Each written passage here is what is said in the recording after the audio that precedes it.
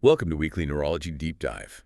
Before we get started, please remember this podcast is for educational purposes only and has no commercial intent. Right. And we're just providing a brief overview of the research paper. Of course. We always recommend you read the full paper yourself to really get comprehensive understanding. Absolutely. So this week, we are diving into a systematic review and meta-analysis Oh, very interesting. that I think you'll find really fascinating. I'm sure I will. It really tackles a question that I think we face all the time in our practice, which is how to best manage those patients that come in with a minor ischemic stroke. Yeah, it's a topic that has definitely sparked debate, especially when we're considering things like IV thrombolysis. Exactly. And this paper looked at a huge amount of data, Really? over 93,000 patients across 21 studies, Wow. to evaluate both the effectiveness and the safety of IVT in patients with what we would consider to be mild strokes, those scoring 5 or less on the NIHSS. Interesting. So there's a lot to unpack here. There is. But maybe let's just start with the basics. Sure. Can you just remind us about the two main IVT drugs that were included in this analysis and how they work? Yeah, so the study focused on alteplase and tenecteplase. Okay. And they're both what we call fibrinolytic agents, meaning they break down blood clots. Makes sense. And alteplase and tele, that's been the mainstay of stroke treatment for a while now. Right.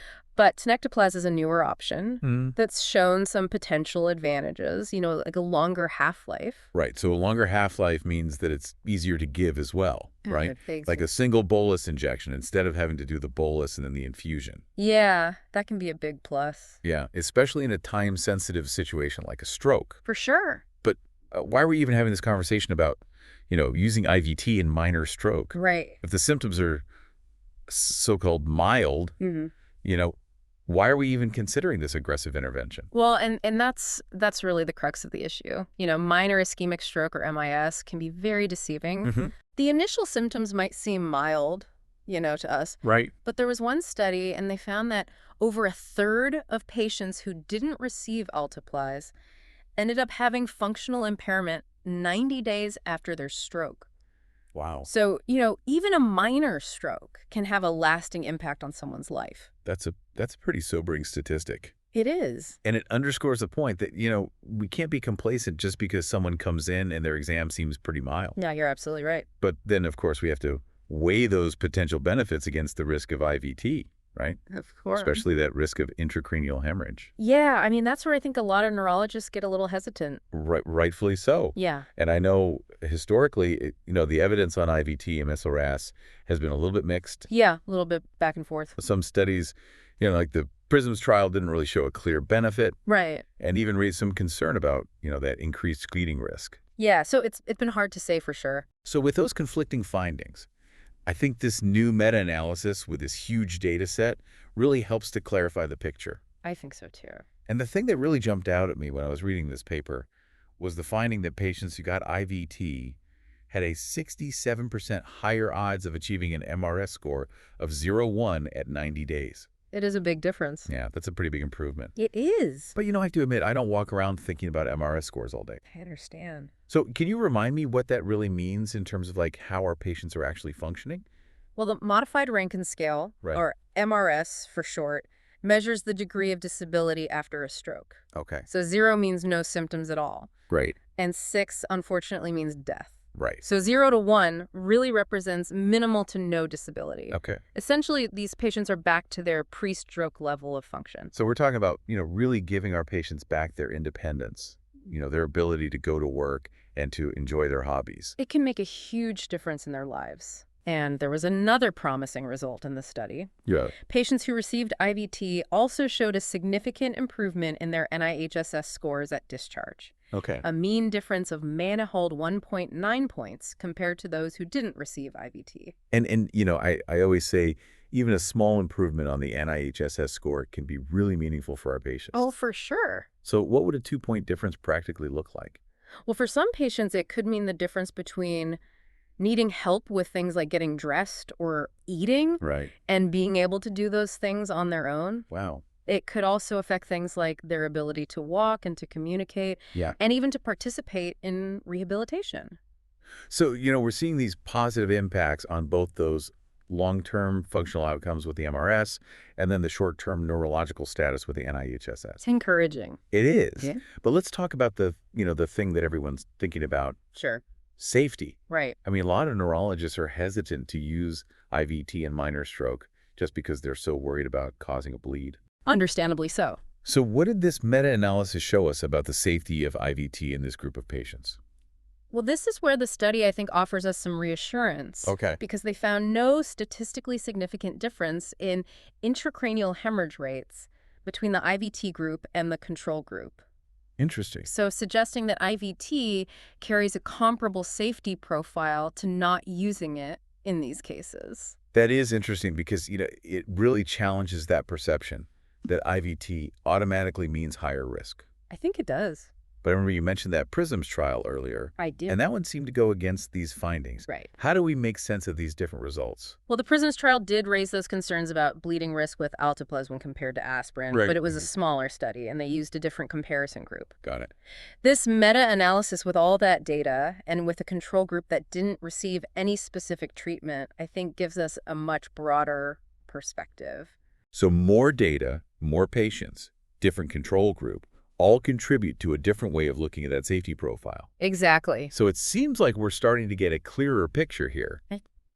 But I'm guessing it's not quite that simple. Well, you're right about that. Right. Even with all this data, there's still a lot we don't know. Okay. And the paper itself talks about, the variability in outcomes and the need for further research. Of course. And one of the challenges is just figuring out what we mean by minor stroke. Right. Because you could have all sorts of neurological problems that fall under that umbrella. Yeah, it's a big category. It is. And I imagine things like, the patient's age and other health problems and Yeah. even where the stroke happened in the brain and how long it took to get to the hospital Mhm. can all play a role in how well they do with IVT. You're absolutely right. It's like every case is a little bit different. Each case is unique. And the paper pointed out one finding that I thought was really interesting, Oh. and that was that IVT might not be as helpful in the patients with the very mildest strokes. Interesting. The ones with NIHSS scores of 0 or 1, That's right. which seems kind of counterintuitive. It does. You think the milder the stroke, the better they would do with the IVT. You would think so. So why might that be? That's the million-dollar question, isn't it? It is. The paper suggests that in these really mild cases, there might be a higher risk of early neurological deterioration after they get IV2. Okay, so that's a head scratcher. It is. That needs more investigation. Absolutely. So even in those cases that seem pretty straightforward, Right. there's still a lot of nuance and complexity. There always is. And we're going to need to explore those further. We are. But before we do that, let's just take a minute to recap what we've learned so far. Okay. This meta-analysis really seems to be changing how we think about IVT in minor stroke. It is. We're seeing some evidence of some pretty significant benefits, both in the short term with the NIHSS score and the long term with the MRS score. Right. And the safety profile seems pretty reassuring. Yeah, But there are still some questions to be answered, for sure. especially about that group of patients with the very, very mild strokes. Yeah, those are the ones that we need to learn more about. We do, and we're going to dive into those questions in the next part of our discussion. Sounds good. Welcome back to Weekly Neurology Deep Dive. Before we get into those intriguing findings about IVT in patients with very mild strokes, maybe we should revisit why that finding seems so paradoxical in the first place. Yeah, it does seem counterintuitive. We're talking about patients who, maybe have just a tiny facial droop or a little bit of weakness in one arm. You would think that those would be the patients who would have the best chance of a good outcome with or without IVT. So why would they be more likely to have problems after treatment? It is a complicated question, and the paper talks about a few possible explanations. One thought is what we call reperfusion injury.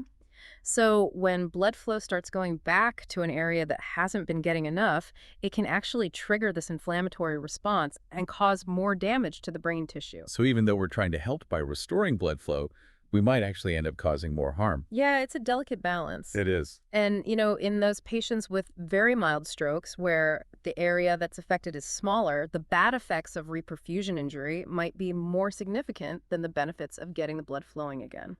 And you also mentioned hyperglycemia as another potential factor. How does high blood sugar play into all of this? Well, we know that having high blood sugar makes outcomes worse after a stroke. Okay. And giving IVT can sometimes cause a temporary spike in blood sugar. hmm So it's possible that in these mild cases, even that short-term increase in blood sugar could make things worse. And then there's a possibility of reembolization, where pieces of the clot break off and block other blood vessels. That's right. It's like we clear one blockage and then another one pops up somewhere else. Yeah, like a game of whack-a-mole. Exactly. And we might dissolve the initial clot, but then these little pieces break off and cause more problems, especially in those very mild cases where the initial clot was pretty small to begin with. So it seems like there are a lot of things going on. Reperfusion injury, high blood sugar reembolization, that could explain why those with the very mildest strokes might not benefit as much from IVT. But is this all just speculation at this point? Yeah, we need more research to really know for sure, but I think this finding highlights how important it is to treat each patient as an individual. Personalized medicine. Right, recognizing that not all minor strokes are the same, and we have to carefully weigh the potential benefits and risks of IVT for each patient. And that includes looking beyond just the NIHSS score. Absolutely. You mentioned things like the patient's age and other health problems where the stroke happened in the brain and how long it took to get treatment. All of those can affect outcomes. So can you talk a little bit more about those? Sure. So things like age and other medical conditions definitely matter. Older patients or those with other health problems might be more likely to have complications from IVT, and where the stroke happened in the brain is really important too. Some areas like the deep middle cerebral artery territory tend to have worse outcomes even after treatment. Is that because those areas are more sensitive to damage from the stroke, or because it's harder to get the blood flowing back there? Probably both those regions often have smaller, more delicate blood vessels, which makes them more vulnerable, and the anatomy of those areas can make it harder to completely restore blood flow. That makes sense. So it's not just about breaking up the clot, it's about where the damage is. Exactly. And then, of course, there's the time to treatment. We all know time is brain when it comes to stroke. Couldn't agree more. The faster we can give IVT, the better the chances of saving brain tissue and preventing long-term disability. The guidelines say we should give IVT within 4.5 hours of when the symptoms started. But are there ever situations where we might consider IVT outside of that window? There are, in some cases, we can use advanced imaging techniques like CT perfusion to see if there are areas of the brain that might still be salvageable even beyond that 4.5-hour mark. So we're not just going by the clock, we're actually looking at the brain to see if there's still a chance to intervene. Precisely, these imaging techniques are becoming more and more important in helping us make those tough decisions. They give us a much more detailed picture of what's going on in each patient's brain. Exactly, and allow us to personalize our approach. Which brings us back to personalized medicine.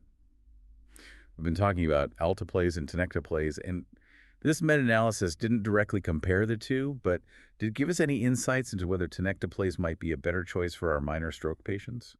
Well, while the study didn't compare them head to head, it did highlight some of the potential advantages of tenecteplase, particularly its longer half-life, like we talked about earlier. That means we can give it as a single injection, which can be really helpful in a time crunch. And I remember some studies have suggested that tenecteplase might also have a lower risk of bleeding. Yes, there's some evidence for that, but we need more research to be sure, especially in minor stroke patients. It seems like we're moving away from that one-size-fits-all approach to stroke treatment and toward a more personalized approach. I think you're right. But this meta-analysis, while helpful, has also shown us where the gaps in our knowledge are and where we need to focus our research. Absolutely. It's making us ask more questions and really dig deeper into how to treat stroke. I agree. So what are some of the key areas where you think future research should be directed? What are the unanswered questions that keep you up at night? Welcome back to Weekly Neurology Deep Dive. We've been talking about all the ins and outs of IV thrombolysis in minor stroke, and it's clear that there's still so much to learn. There really is. And, you bring up a good point about where future research should focus. I think advanced imaging is one area that's really exciting. We talked about CT perfusion and how it can help us see which areas of the brain might still be salvageable. Right. But there's so much more we can do. We're really pushing the limits of what we can see and understand about the brain in those first few hours after a stroke. Exactly. And techniques like perfusion-weighted imaging and diffusion tensor imaging are giving us these incredibly detailed maps of brain function and connectivity. Wow. And this information can help us do more than just identify areas of reversible ischemia. It can also help us predict long-term outcomes and even tailor rehab strategies. So it's like going from a blurry snapshot to a high-definition 3D movie of the brain. I like that analogy. And as these technologies keep evolving, they're going to play a bigger and bigger role in how we make treatment decisions and how we personalize our approach for each patient. And speaking of personalized medicine, we've talked about tenecteplase as an alternative to alteplase, Right. but the optimal dose is still up in the air. Yeah, that's a big question that we need to answer. It is. Some studies suggest that a lower dose of tenecteplase might be just as effective as the standard dose of alteplase, Okay. and it might even have fewer bleeding complications. But we need more research, larger trials to figure out the best dose for different types of patients and different stroke severities. It's all about finding that sweet spot, right? Exactly. The dose that gives us the most benefit with the least risk. That's the goal. And it's not just about the drug itself, it's about all these other factors we've been discussing. Absolutely. Age, other health problems, location of the stroke, time to treatment. It's a complex puzzle. It really is, and that's why we can't just rely on the NIHSS score alone. Right. We have to consider everything: the clinical presentation, the imaging findings, the patient's individual characteristics. So it's all about taking a more holistic approach. ISO. It sounds like the future of stroke treatment is really about precision medicine, Yeah. using everything we have to tailor our approach to each individual patient.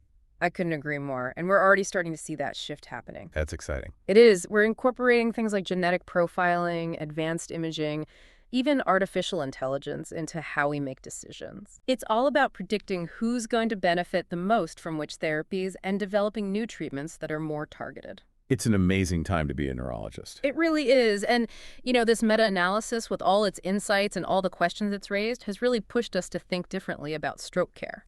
It's a good reminder that even in cases that seem pretty straightforward, like minor stroke, there's always more to learn and always ways to improve. So to all our listeners out there on the front lines of neurology, keep those brains active. Keep asking questions. Keep exploring.